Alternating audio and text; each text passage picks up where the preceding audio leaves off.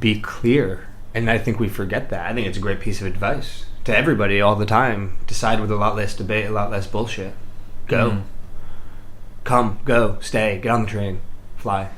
Hello, my name's Steve Wasserman, bringing you another Read Me Something You Love, in which you read, I listen, and then we have a little chat. It's cozy in that way.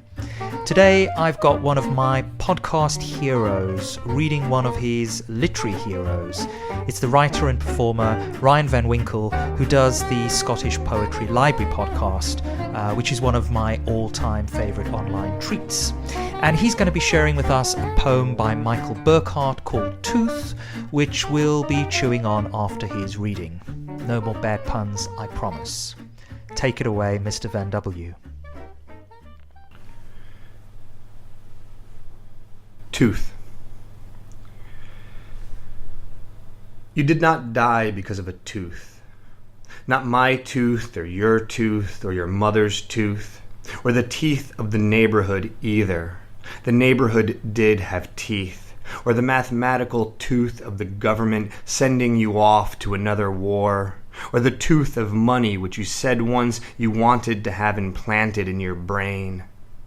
Whenever we made out in the car, she was sexually, erotically at ease, and this other side of her came wildly around. She wanted me like a child wants $1, like a lost son later wants rain, like a lost tooth wants the mouth again, or the root again, and the mouth knows this too, and wants this belonging back, this history back. You need to decide with a lot less debate, less bullshit. One time she called me by another date, another name. We were deep inside each other, and she just moaned out this other name. I didn't say anything about it for a long time, maybe because I had done this too, other times, other people, once or twice, and it was a rare or slightly rare time where some part of me must have been willing to say to myself, she is fucking human. Give her that. So she says another name. So what? But one time my hand was at her throat. One time she wanted to die upside down. She felt so bad for her own life. Inarticulate place where the unfolding simply keeps going. There's no turning back. The tears are in the throat and the teeth as well as the eyes. The neighborhood could be called out to a fire. It hurts that bad. There is smoke for life's misery, and it's going to pass, and it's going into hiding again. For a while, or quite a while. Thank you. Sorry. So that was a pretty. That reading felt quite relentless. If you know, is that how the poem feels to you? That it sort of seems to have this kind of cumulative. That rhythm of it energy, building up. building, Every time I read it, I can't help it. I don't know. Did it not do that? I guess it's a drive, and it just keeps going. And I got it the other day when I was reading it. You can't. I don't know if you can tell, but this is a pretty yellowed piece of photocopied paper. I keep this right next to my toilet. On the wall, not, and I read it quite frequently actually. And I was just reading it the other day, and I got it. It's the unfolding, the inarticulate place where the unfolding simply keeps going. And I think that's what the poem does. It just unfolds and unfolds and unfolds upon itself. What is it unfolding to, do you think? Yeah, good question. Everything. I think it comes down to that. I think it comes down to that line, there's smoke for life's misery, and it's going to pass, and it's going into hiding again for a while, or quite a while. And I think that's, if there's a key in there, I think that might be one of them. I think it's the unfolding that leads to acceptance of the misery, I guess. I find it I get the tingles when I read it. The other day I read it aloud in preparation for this, and I was quite sad. I teared up. Like, it's a really, like, it's loss, and it's this poor woman who wanted to die upside down because she felt so bad for her own life, inarticulate place like that. Like, we don't know what it is, do we? But it's just that malaise, I guess. what the hell the tooth is doing there, the mathematical tooth. I don't know, but I love it. I mean, going back to the first line, an incredible first line. You did not die because of a tooth. I mean, if somebody says to me, you or she or he didn't die because of X, doesn't it make you kind of want to go, I bet that's exactly what she died of. You know, well, she didn't die of arsenic. Of course she died of arsenic. But how does one, if that's the case, how does one die of a tooth? Anyway. Really infected wisdom tooth. Okay. Is my only answer. Yeah, I don't know. I mean, what is it? What does the tooth mean? You know, what is the tooth? Yeah. There's a lot of teeth in there, and all presented in quite, again, strangely sort of. They seem logical, but strangely illogical ways. So, for example, the teeth of the neighborhood. Yeah. The neighborhood did have teeth. The neighborhood did. And you can see that as soon as you said the teeth of the neighborhood. And I love how he does that shift of like, the neighborhood did have teeth. Mm. Yeah, of course the neighbor had that. Gossipers, gossip mongering, you know, or just sharp, mean. We've all lived in a mean neighborhood. It's a mean neighborhood. I feel like, yeah. So I have tend to wagging envision tongues, suburbia because we talk of wagging tongues, don't we? Mm.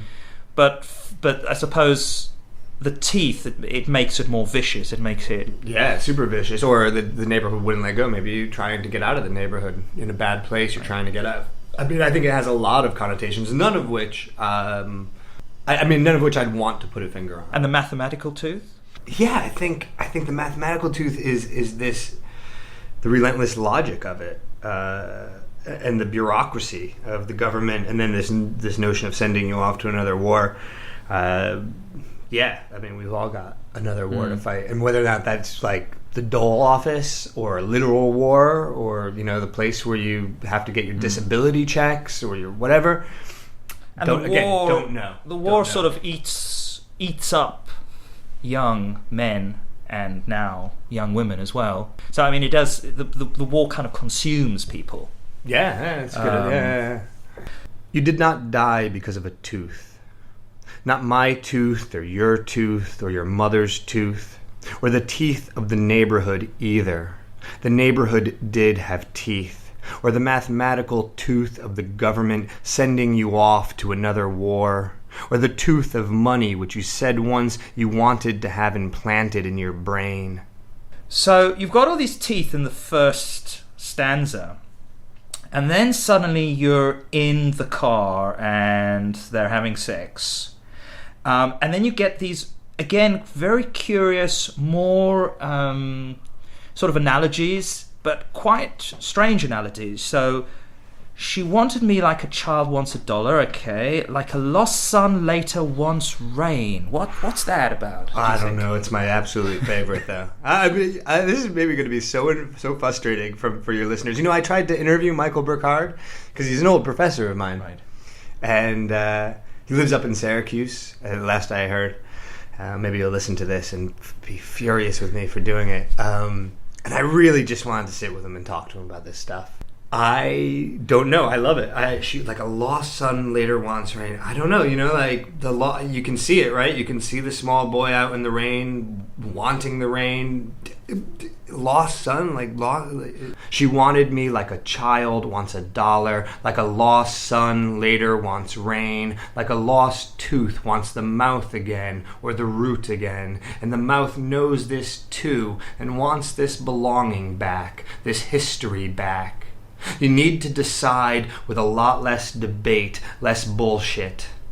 But I mean, this is S-O-N, but of course, it, in a way, it makes more literal sense if it was S-U-N. Yeah, maybe the lost son. Michael's a big fan of the typo, from what I remember. Right. Really big fan of the typo and the miswritten. Keep them, you know. It was always like, yeah, it's a very, very interesting typo. Keep that. You know, when we were doing workshops together, so. He could have easily written son and decided son was S-O-N was better. The idea of the lost son wanting rain, the idea of somebody who's orphaned or just lost or confused, maybe stuck in the rain, and maybe you want that feeling back again. Maybe you want that feeling of being lost and in the rain again. Maybe you enjoy that kind of misery. Maybe you enjoy that fear. Maybe you enjoy that, or you can be nostalgic for things that weren't pleasant. You can be nostalgic for times in your life that were not ideal. And then when you get to the next couple of lines, like, I think it always gives me the tingles. Like a lost tooth wants the mouth again, or the root again, and the mouth knows this too and wants this belonging back, this history back. Wow. I mean, like we've lost our teeth, like our baby teeth or whatever. It comes into nostalgia. It comes to relationships to me, like, that feeling of losing a partner, of losing a love. You want that belonging back, don't you? You want that bed, and you want that kitchen, and I've felt like a lost son who wanted rain. Yeah, I know what that means in my heart. I don't know what it means to articulate, but maybe I've done some to it. What, listeners, what do you think? That's what I want to say. I wish this was a call-in program. I mean, because it's interesting, because when you make these analogies, it seems like also the poet is almost wanting us to be having this discussion, because he then says, to end that stanza, you need to decide with a lot less debate, less bullshit, which is essentially what, we're debating in some way, but you're also, you're not doing bullshit. Doesn't sound particularly bullshitty. So, maybe you're giving Burkard what he's sort of asking for there at the end. I hope so. I'd give him anything he wants, man. I know. I think you have to come to some of these poems with a bit of openness, and an openness not to understand, and an openness to invest yourself in it. And I come at it, very much from my own point of view. I mean, I think I read this poem the first time going through a pretty lousy breakup. I read it a few nights ago going through a pretty lousy breakup, and I always connect it to that. And I think, when I get to the line, you need to decide with a lot less debate, less bullshit, I think he's saying to somebody, get off the fence, which way you're going to go, or you decide, what we do need to decide with a lot less debate, less bullshit. Sometimes you just need to be clear, and I think we forget that. I think it's a great piece of advice to everybody all the time. Decide with a lot less debate, a lot less bullshit. Go. Come, go, stay, get on the train, fly. I didn't say anything about it for a long time, maybe because I had done this too. Other times, other people, once or twice, and it was a rare or slightly rare time where some part of me must have been willing to say to myself, she is fucking human. Yeah. Give her that. And I love that line break at she is fucking, I think I think Burkard does that beautifully. I think through the whole poem. I mean, the enjambment throughout it is really good, and it does that thing where you're in two places at once, throughout the whole thing, and that's something I just go crazy over. I love that line as well. What are the two places the two sort of routes that are suddenly presented when you read? I say to myself, she is fucking human, give her that. Where are the two places that goes, do you think? Because for a minute you're in the present, right? She is fucking, physically fucking. You're fucking this woman. And then that, from such a base, visceral thing, to have the softness of the humanity come in. Do you know what I mean? Like, she's fucking human. And then I guess if you read it a different way, and your brain is going a bit faster than the thing, she is fucking crazy. She is fucking beautiful. Right. She is fucking blah blah blah. Boom boom. She's fucking human, as in she is prone to err as well. Just like we do, and yeah. But for a little bit, it's almost like he's saying, well, it was a slightly rare time where part of me was willing to say, like, just enjoy the fucking of it. You need to decide with a lot less debate, less bullshit, man. Yeah. Like, don't worry about it so much. So she calls out another date, another name. So there's all that going on. I don't know. Yeah, that to me is part of the magic stuff of poetry. Like that ability to be in those two places at once and have those two synapses firing. And it happens to me every time I read the poem. Every time I've read the poem, it catches me out in one way or another on one of those lines. I forget actually where it's going, and I'm just so caught up in the moment. I always forget what's coming next, and I just think it does it so well. It really charms me. But when we get to the final stanza, this is where I get lost in a good way. Good. But one time my hand was at her throat. One time she wanted to die upside down. She felt so bad for her own life. Inarticulate place where the unfolding simply keeps going. There's no turning back. The tears are in the throat and the teeth as well as the eyes. The neighborhood could be called out to a fire. It hurts that bad. There is smoke for life's misery, and it's going to pass. And it's going into hiding again. For a while, or quite a while. There is smoke for life's misery, and it's going to pass, and it's going into hiding again for a while, or quite a while. What is the it about there, do you think? You mean this it? Well, what is going into hiding at the end? Oh, it is going to pass. There is smoke. I mean, I guess literally based on the context of the thing, it's the smoke is going to pass. But I would imagine. I think. It's, and the smoke. What is the smoke? I mean, is the smoke the? I don't know. I was wondering this. What does it mean to have smoke for life's misery? Do you know? Is that a phrase you've ever heard before? I mean, the phrase it kind of calls up is there's no smoke without a fire. Yeah. I don't know if it's connected in some way to that. So the fire is the misery, and the smoke is the poem. Yeah. Possibly. I think so. I mean, I think that's a good enough art. There is smoke for life's misery. There are poems for these sort of almost impossible feelings we have. Bad inarticulate feelings that we have. There is smoke for the fire. The fire eventually dies, the smoke passes, and it goes away for a while, or quite a while, and then it comes back. I mean, there's this definite awareness that it's going to come back. I love that bit, it's going into hiding again for a while, or quite a while. Not even sure for how long, And so I think it is, to me, when I read it, I think it is the misery that is going to pass. And it's just that phrase, right? It's going to pass. Right. It's going to pass. It's what everybody tells you when you're going through a rough patch. It's gonna pass. It's gonna be pass. It's fine. It's fine. Everything will be. You'll get your job. You'll get a job. Okay. You'll get another job. Yep. Whatever.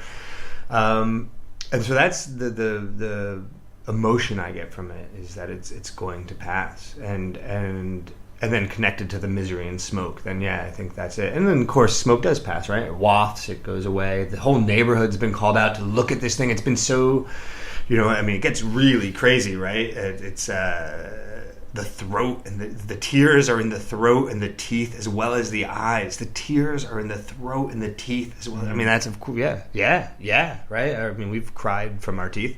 Sure, I'll give them that. And it's so bad, the neighborhood could be called out as if it was a fire. As if there's your house is burning down.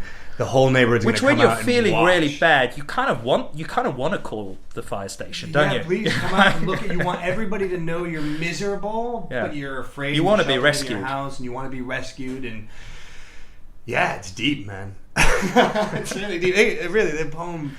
Every time I read it, I get really emotional.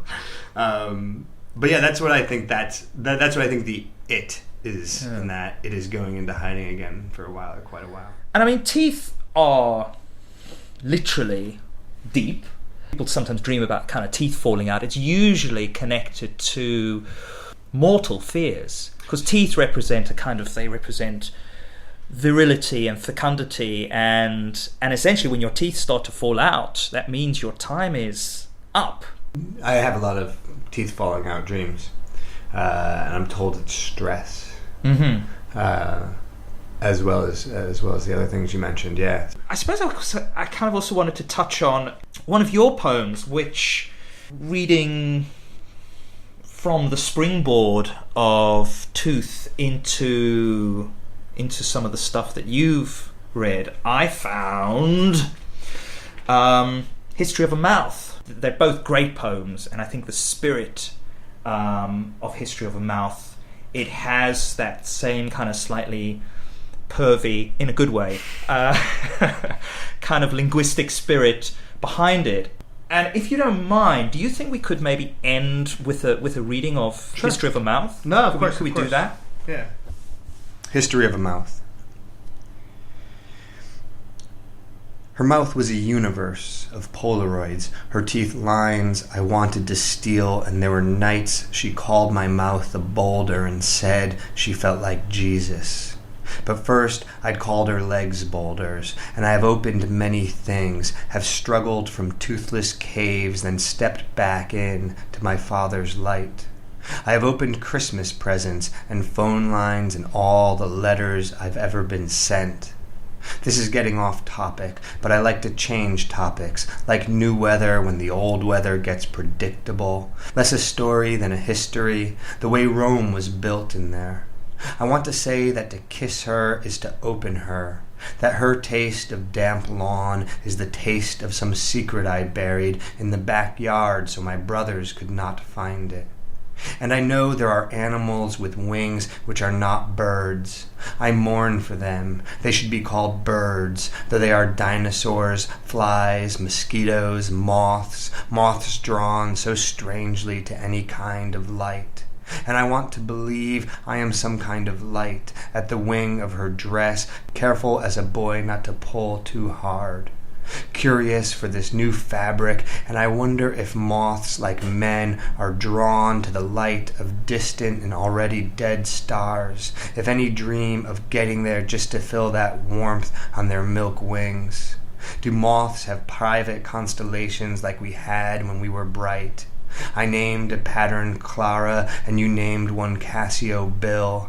And I used to like to cry every morning, and there was a time I could cry every morning, and it seems like many stars fell before this ended, and there were times I liked crying so much I made a movie in my bed, a slow movie, like those of flower buds in bloom, but of me crying and sleeping and crying. And there was another time when I looked, almost by accident, into the world of vermin, to the raccoon, the wharf rat, the skunk grass, and grapes, and there was a time before all these things, when my bed felt like a mouth, a young mouth, where I was the tooth and was caught by the root and had to wiggle, learn how to pull myself free.